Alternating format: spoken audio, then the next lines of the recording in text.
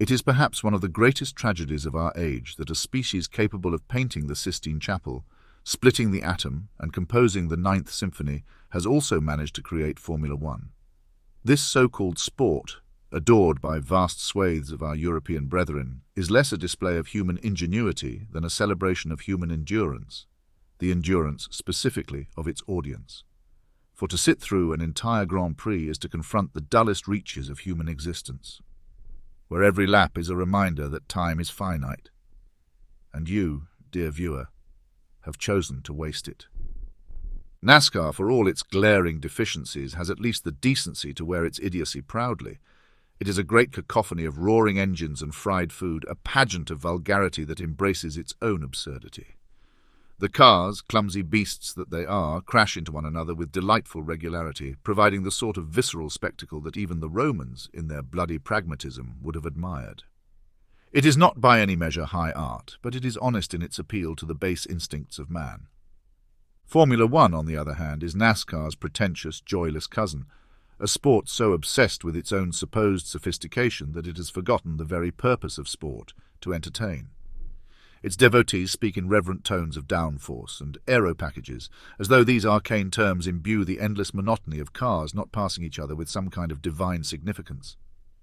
Strategy, they tell us, is the heart of Formula One, an argument so hollow it could serve as an echo chamber. Watching drivers manage tyre wear and fuel consumption is about as riveting as watching an accountant balance a spreadsheet, but infinitely more expensive.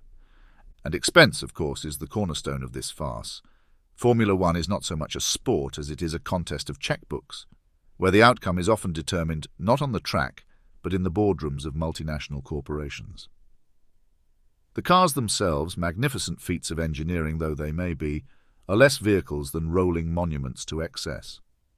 One might admire their technological brilliance if only their purpose, circling a track endlessly to no discernible end, were not so mind-numbingly dull. It is no coincidence that this peculiar brand of tedium flourishes in Europe, a continent whose cultural contributions, while immense, have often lacked one vital ingredient: fun.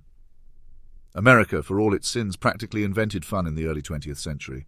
Jazz, baseball, the roller coaster. These are American innovations, born of a culture that understands that life is far too short to be taken seriously.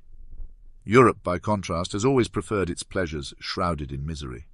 One need only look at the brooding existentialism of its philosophers, or the dreary pomposity of its classical music, to see that Europe has a deep-seated aversion to the idea of unadulterated joy. Formula One, then, is the natural product of a culture that has never quite grasped the concept of fun. It is a sport designed not to thrill or to delight, but to be admired, an aesthetic experience for the sort of people who confuse boredom with sophistication. To watch it is to endure a kind of slow, anesthetic death, as the mind numbs itself against the endless drone of engines and the monotony of cars following one another like obedient schoolchildren. If NASCAR is a riotous barbecue, Formula One is a Michelin-starred dinner where the portions are microscopic, the conversation stilted, and the wine overpriced. One leaves the former feeling overstuffed and perhaps a little ashamed, but at least one has lived. One leaves the latter wondering whether life itself is worth the effort.